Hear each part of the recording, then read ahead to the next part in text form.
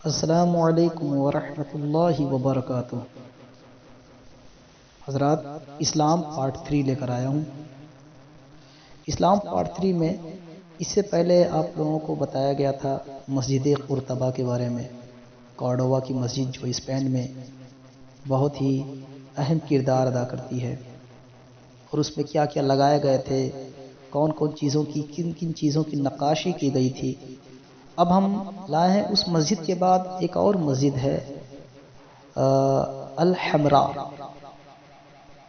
مسجد قرطبہ کے علاوہ دوسری اہم عمارت یعنی بلڈنگ جو اسپین میں اسلامی فن تعمیر کے منہ بولتے ثبوت کے طور پر زندہ سلامت کھڑی ہے، وہ الحمراء ہے، جو 2200 مربع میٹر رقبے پر محیط ہے یعنی گھری ہوئی ہے۔ اگرچہ اس کی تعمیر مسجد قرطبہ کی طرح مضبوط بنیادوں پر نہیں ہے، مگر اس کے باوجود صدیاں گزرنے کے بعد بھی عمارت کا ابھی تک سلامت رہنا ایک معجزے سے کم نہیں۔ الحمراء دنیا کی یادگار عمارتوں میں سے ایک ہے جسے صدیوں پہلے نہایت نفاست کے ساتھ تعمیر کیا گیا تھا۔ وہ اپنی فصیل اور برجوں کی وجہ سے ایک قلعے دکھائی دیتا ہے۔ اس کی تعمیر غرناطہ، جسے انگلش میں گرینیڈا کہتے ہیں۔ میں نے آپ کو بہت پہلے کہا تھا کہ جتنے بھی آج کل کے انگلش کے جو ورڈز مل رہے ہیں، آپ اگر اس پہ غور کریں گے، اس کو غور سے دیکھیں گے، اس کے ایک ایک الفابیٹ کو اگر ذہنی دباؤ ڈال کر کے اگر دیکھیں گے تو آپ کو لگے گا کہ یہ تو عربی کا ورڈ ہے یا کسی پرسین ورڈ ہے یا کوئی فارسی کا لفظ ہے۔ تو ایک اور مسجد ہے، اس کی تعمیر جو ہے غرناطہ کی سرخ مٹی سے ایک پہاڑی کی ڈھلان پر کی گئی تھی۔ کس کی تعمیر؟ الحمراء کی۔ اس کے بارے میں بات ہو رہی ہے، اور اس میں جا بجا حوض اور فوارے نصب ہیں۔ پانی کے بہاؤ کے لیے قدرتی ڈھلان سے مدد لی گئی ہے، جس کی وجہ سے اضافی توانائی یعنی انرجی کی بہم رسانی ضروری نہیں رہی۔ محل کا ہر حصہ مرکزی حصے جیسی دلکشی کا حامل ہے، اور دیکھنے والا اسی حصے کو اس کا مرکز سمجھنے لگتا ہے۔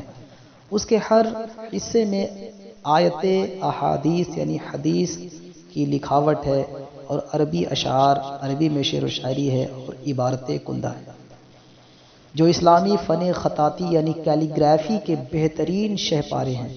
الحمراء کے پہلو میں بعد کے دوروں میں ایک عیسائی بادشاہ نے بھی محل بنوایا تھا جو پختہ پتھروں سے بنا ہے۔ اس محل کے تضاد کے ساتھ یعنی جھگڑا کے ساتھ الحمراء کا حسن اور بھی دوبالا ہو جاتا ہے۔ پورے محل میں پتھر کی تراشی ہوئی جالیاں اور مختلف انداز کی محرابیں اس کے حسن کو چار چاند لگائے ہوئے ہیں۔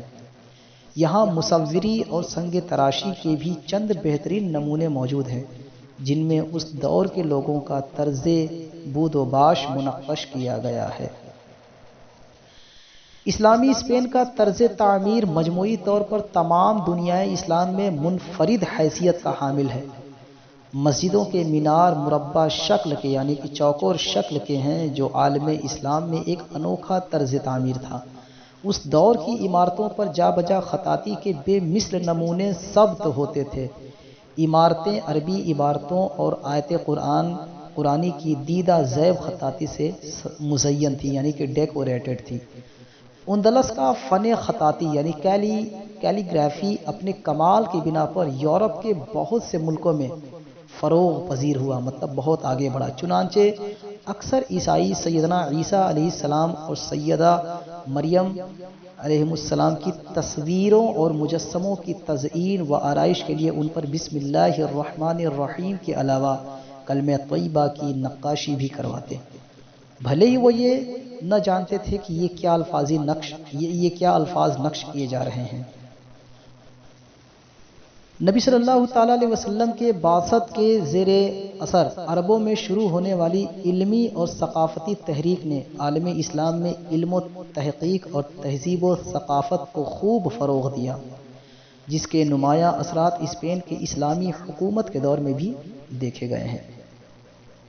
ای روزنتھل بیان کرتا ہے، ایک رائٹر ہے، وہ لکھتا ہے کہ ان مسلم ڈیز یعنی مسلم حکومتوں میں یعنی مسلمان کی حکومت جب تھی تو ان دنوں میں Cordova was the center of European civilization and one of the greatest seats of learning in the world. After the expulsion of the Moors from Spain, however, Cordova sank to the level of a provincial town. Yet a wonderful mosque is a superb legacy of the days when Cordova was the capital of the Arab Empire in Spain. Traces of Arabic influence in Spain prove Islamic culture was number 11 and page number 336. یہ کتاب Islamic culture جلد number 11 اور صفحہ number یعنی page number 336 1937 عیسوی جولائی کے مہینے میں چھپی اور یہ بات لکھی ہے. اس کا مطلب یہ ہوا کہ اسلامی دور حکومت میں قرطبہ یورپی تہذیب کا مرکز اور دنیا کا سب سے بڑا علم و دانش کا مقام تھا. تاہم مسلمانوں کی اسپین سے اخراج کے بعد مسلمان جب اسپین سے نکل گئے وہاں سے نکل گئے تو اس کے بعد قرطبہ کی حیثیت صوبائی شہر جیسی رہ گئی. وہ عظیم الشان مسجد قرطبہ ان عظیم دنوں کی یاد دلاتی ہے جب قرطبہ اسپین میں عرب سلطنت کا دارالحکومت تھا یعنی کہ راجدھانی تھا. اسی حقیقت کو سر تھامس ڈبلیو آرنولڈ نے یوں بیان کیا ہے کہ 10ویں صدی عیسوی میں ہی قرطبہ یورپ کا مہذب ترین اور متمدن شہر بن چکا تھا. یہ دنیا کے قابل تحسین اور حیران کن عجائبوں میں شامل تھا. یہ ریاست ہائے بلقان کا وینس کہلاتا تھا. شمال سے جانے والے سیاحوں کے علم میں جب یہ بات آئی کہ اس شہر میں 70 لائبریریاں اور 900 حمام یعنی کہ غسل خانے یعنی باتھ رومز ہیں تو وہ خوف اور حیرت کے ملے جلے جذبات کا اظہار کرتے.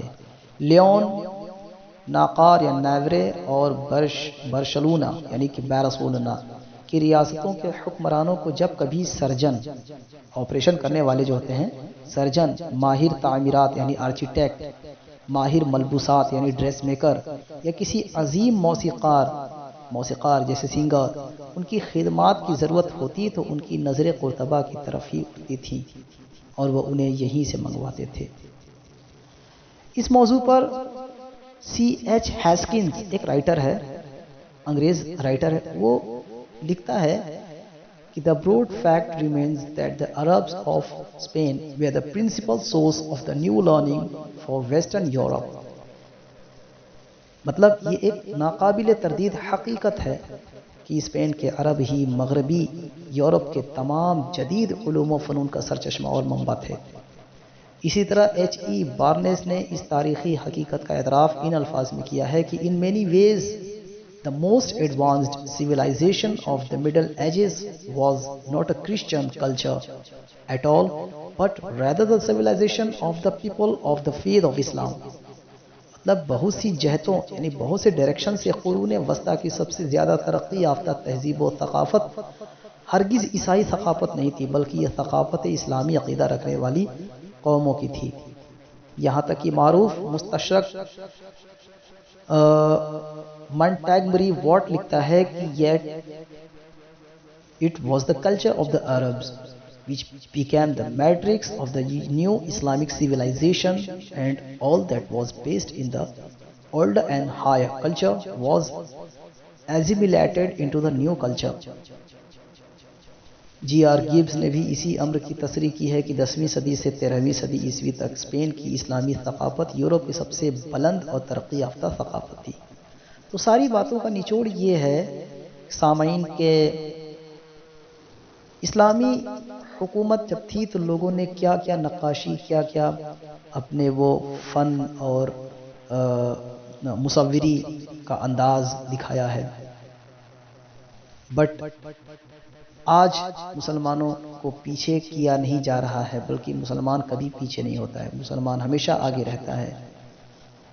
یہ مسلمان کمزور ہو رہے ہیں، ان کو غریبی کا لالچ دے کر یا غریبی کا ڈر دکھا کر کے ان کو تعلیم سے دور کیا جاتا ہے. اس سے بڑی بات کیا ہو سکتی ہے کہ پوری دنیا ساری دنیا ریسرچ کر رہی ہے، ریسرچ کرتے کرتے آخر میں قرآن پاک تک جب آتی ہے پوری دنیا تو آ کر کے وہیں پہ تھم جاتی ہے اور رک جاتی ہے اور کہتی ہے کہ جو چیز ہم تلاش کر رہے تھے، اتنی ساری کتابوں کو ہم کھنگالے، یہ تو بعد میں قرآن ہی میں ملا۔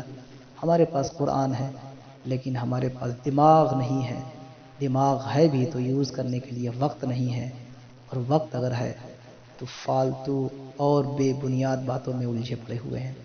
اللہ تعالیٰ سے دعا ہے پروردگار عالم جتنے مسلمان بھائی بہن ہیں سب کو علم اور حکمت غیب سے عطا فرما، تاکہ قرآن پاک کو پڑھنے کے ساتھ ساتھ اس کے ترجمے اور اس کے ایک ایک لیٹرز، اس کے ایک ایک حرف اور اس کے معانی میں غور و خوض کرے اور غور و فکر کرے۔